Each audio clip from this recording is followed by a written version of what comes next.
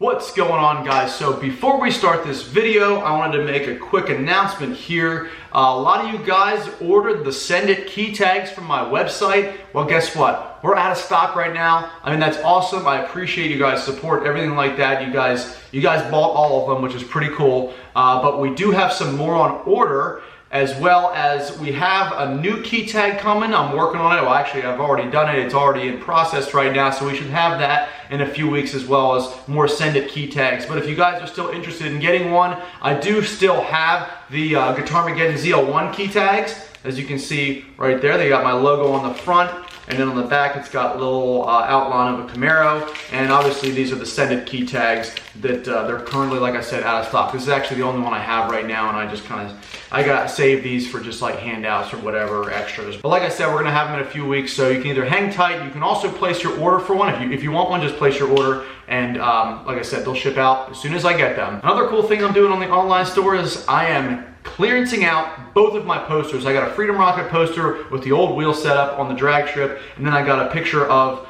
the 2017 ZL1 the first day I got it. And both of those are gonna get clearanced out because I'm making some room for a new poster on, I think, both vehicles. I may even do a truck poster, we'll see. Maybe a poster with the rig, the whole truck and trailer and everything like that. I don't know, but I have a few ideas out there. So in order to make room for that, we're gonna clearance these out. All that stuff is live on the website right now, guitarmageddonzl1.com/store. That info is always below for you guys in the description. Another thing you're gonna notice in this video is the fact that when we go to the next clip here, I'm gonna have sort of a 5 o'clock shadow beard. That's because I shaved between when I made the video and now. So like at the end of the video, you're gonna see me like this again. It's gonna be kind of freak with your mind, but it's the kind of things we have to do when we make videos. Sometimes we gotta add stuff, you know, a different day, and I end up shaving between takes. So yeah, other than that, enjoy the video. This is my car stock. Since then, I've nearly tripled the factory horsepower. I gutted the car and added a 10-point roll cage, and I've added wheels and tires on the car that are literally only practical going in a straight line. In only 2 years, I've gone from stock to not.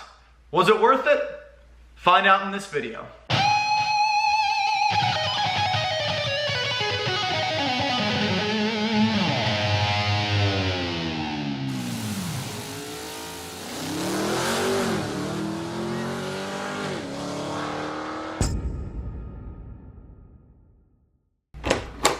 Two years ago, when I opened the door to my garage, this car was one color. It didn't have a wrap. It had the stock wheels, and the interior was stock as well.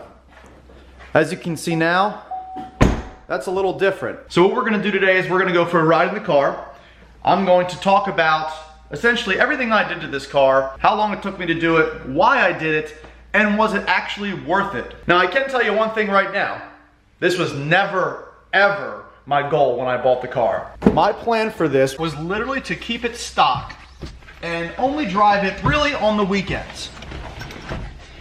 Weekend driver, when it was nice out, you know, here and there, maybe take it on a trip. But I never thought I'd literally be crawling into my car over a roll cage. So you guys are gonna be riding passenger. I put a mic on myself here, hopefully to record better audio, because when this car gets moving, it's extremely loud and the GoPros don't really pick up that great audio.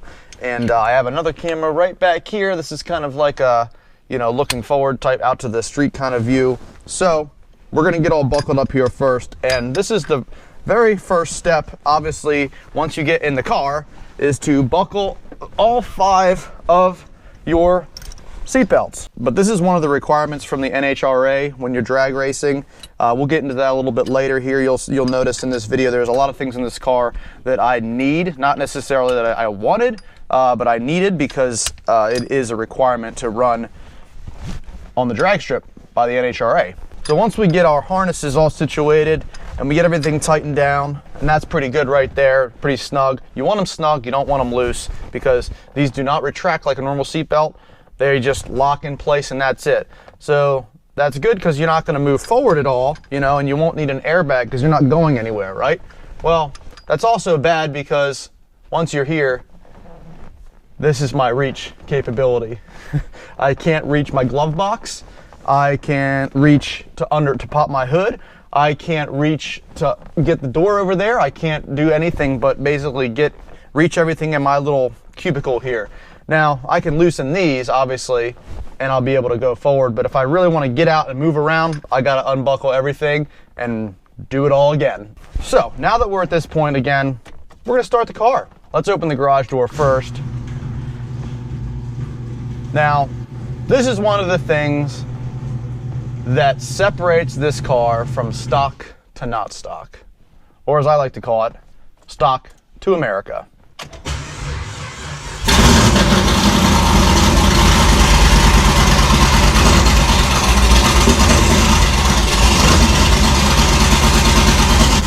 Oh yeah.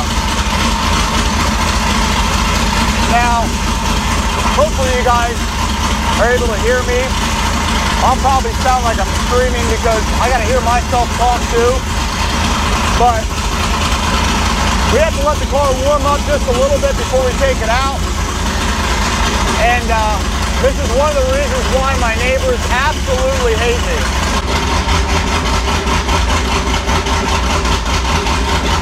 All right, now that it started idling normally here, got that nice chop going. You can feel the RPMs drop. We're gonna finally go out of the garage here.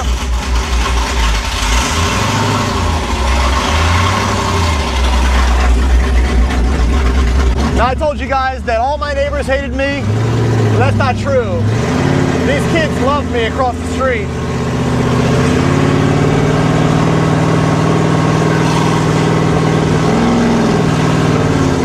But I can't speak for everybody else though. Now just getting out of my neighborhood is a real chore because I can't leave early in the morning. I can't do anything late at night. I don't really want to wake my neighbors up. So I'm essentially forced to only drive this car or have this car running during the daytime.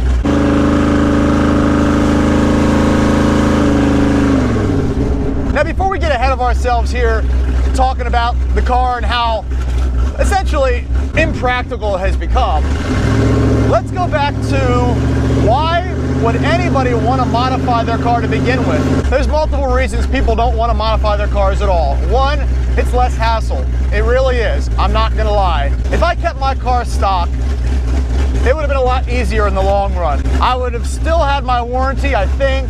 Maybe. I think it has a 3 or 4 year warranty. I would have still had the warranty on it.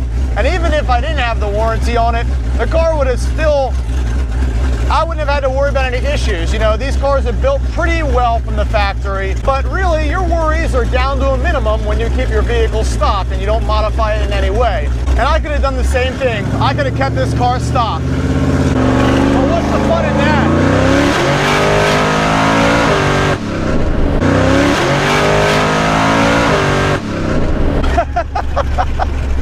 That right there, just that smile that this car puts on my face makes everything I did to this car worth it. And people wave to you, they love it. Well, most people do. I typically do not get any waves or thumbs up from Prius owners. And for some reason, Mustang owners don't seem to like me either. I'm not sure why that is. Here we're on the highway right now.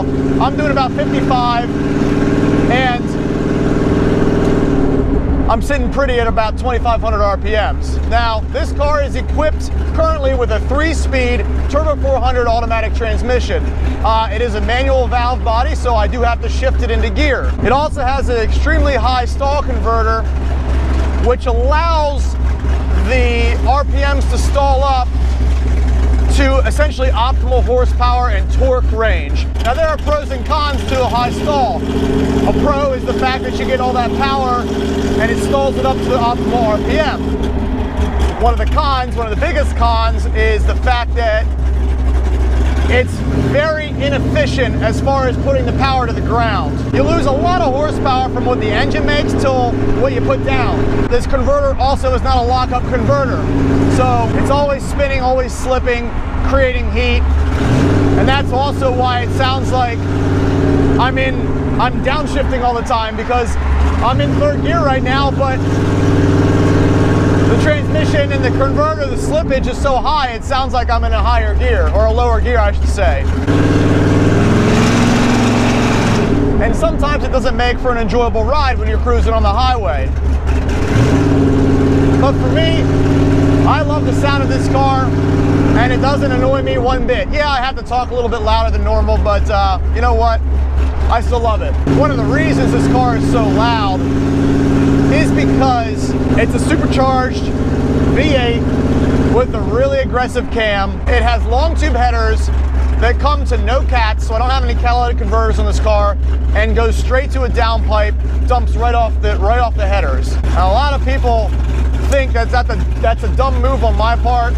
Oh, you don't gain too much horsepower when you cut off, you know, the mufflers, or you just dump it off the headers. It's really not worth it. Well, what you have to understand is that exhaust that I've now cut off the car weighs a lot, and that's a lot of weight savings that I have now saved from a car that's already heavy. This car weighs 4,100 pounds from the factory.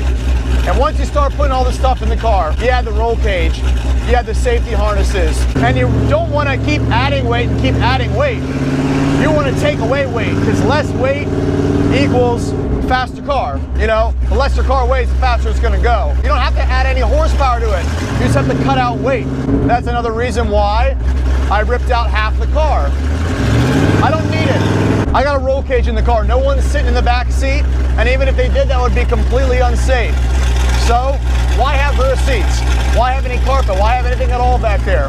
That's why I ripped it all out, to save some weight. Now we come back to the factor where, was it worth it?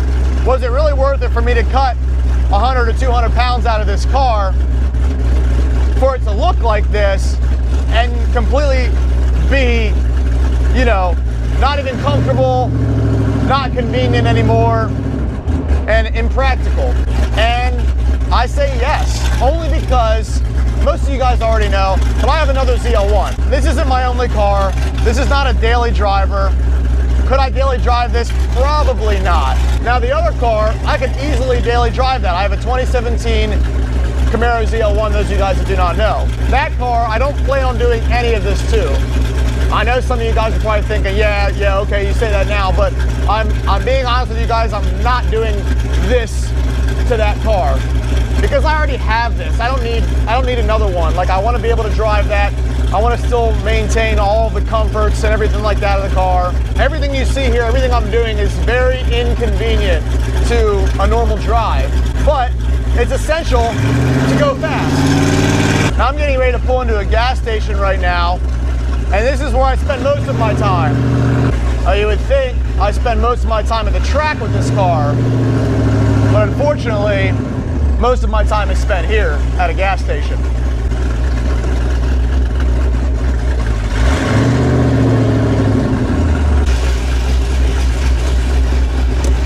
Alrighty, let's get some gas. Alrighty, so now that we got everything situated, I managed to get a drink. We're all filled up now. Uh-oh, we got some fans. Hey man, I think the Volkswagen's a little louder. You think I'm louder? Oh, I don't know. What do you got? You didn't hear me, the Volkswagen? Is that the gray one there? Yeah. Yeah, man. I just watched your video yesterday, you bringing it back from CSP. Oh, yeah. Yeah, so got it back now, so I'm just driving it around, just my afternoon cruise. Yeah, continue watching the vlogs. Thank you, appreciate it, dude. We'll let you get out of here. All right, later. I always have time to talk to people. They probably stopped here and saw me on the road and just went out of their way to talk to me. And no matter how late I'm running or what I got going on, I always got time to talk to fans. Alrighty. One thing's for sure though, when you're sitting at a stoplight, you get a lot of people looking at you.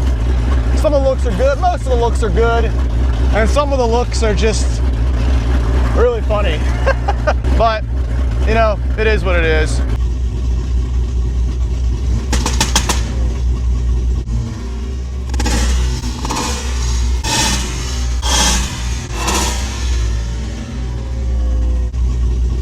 That was a Honda Civic. That was probably the gayest thing I've ever heard in my life.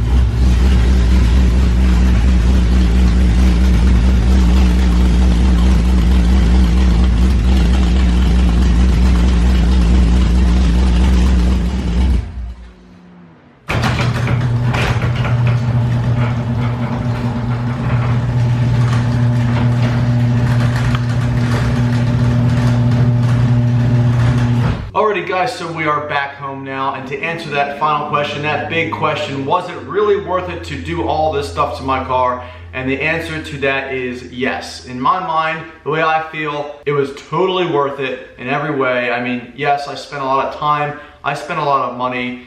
It took me a while to get to this point from obviously when I bought the car, but in the end, it's totally worth it. So what you guys have to really understand here, and this probably goes for most of you out there that have builds with your car. I mean, it's become sort of a part of you and something you worked hard to do, and you kind of feel like a sense of accomplishment when you get to a certain point with your car, or really whatever it is in your life, right? And it goes beyond value as far as like monetarily, you know, it goes beyond like how much this car is worth or what Kelley Blue Book tells me the car is worth. It goes way beyond that. To me, it's kind of priceless, you know, because I started out with this car. This was the car that I saw on the cover of a magazine when I was, I don't know how old I would have been, 20 something, you know, my early 20s, right? And I wanted it, I loved it instantly. I was like, man, this thing's awesome. And when it came time in my life where I could afford something like this, I remembered back to that day when I saw it on the cover of that magazine, and I was like, you know what, I'm gonna make it happen. And I did, you know, I saved my money and I got the car. Ever since then, like I said, it's kind of been my baby. And a lot of people ask me if I'm gonna be selling it and this and that. You know, you see people here and there that buy and sell cars and modify and sell cars all the time, and they don't really have anything that they truly value or that really means anything to them because it's just a constant flow of new things. And to me, this car is not like that. You know, that's why I said I'll never sell it. And it's because that car means way too much with me. Just as much as the first guitar that I ever got.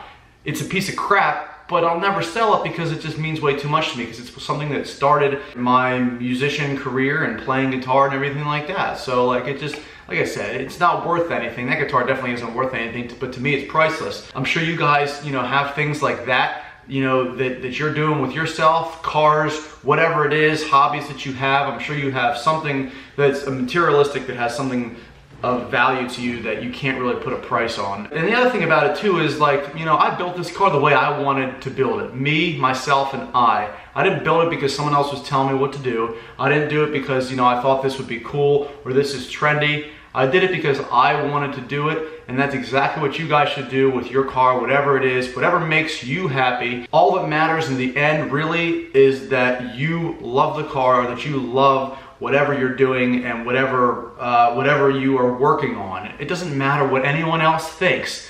Who cares if they hate it? Who cares if they don't like it? Guess what? I'm sure there's tons of people, they've said it to my face that they hate this car, or that it's this or it's that, it's a piece of junk, it's stupid, it looks ugly, it's slow, it's this, it's... You know what those are? Those are opinions. And you know what? Everybody's got one, just like everyone's got an asshole. So it doesn't really matter in the end. All that matters is what you think about it, and that it makes you happy. I did a little thing on Instagram the other day, and that's how I came to this video idea. I kind of asked everybody like what they would want to see me do with this car or the 2017 or even the truck. Like what would you want to see me do with it? And this was one of the suggestions for a video. So thank you to whoever suggested that. I don't remember your name, I'm sorry right now. But you know what? If you guys have suggestions, please comment below. Let me know what you want to see me do with the Freedom Rocket. You know, what kind of videos you would want to see me get out of it. But sometimes us YouTubers have brain farts and we just don't know what to do. We just sit there and like, man, I don't know what to film today. Definitely leave your suggestions and comments below. Let me know what you thought about the video. And if you enjoyed it, please be sure to give it a big thumbs up. Hit that share button. Hit the subscribe button if you are not already subscribed. Definitely hit the notification bell, because a lot of people are not getting notifications anymore on YouTube. And if you wanted to be notified about my videos, any of my videos, you're gonna have to hit that, because YouTube, I think, is drunk right now. But anyways, thanks again for watching the video, and have a great day.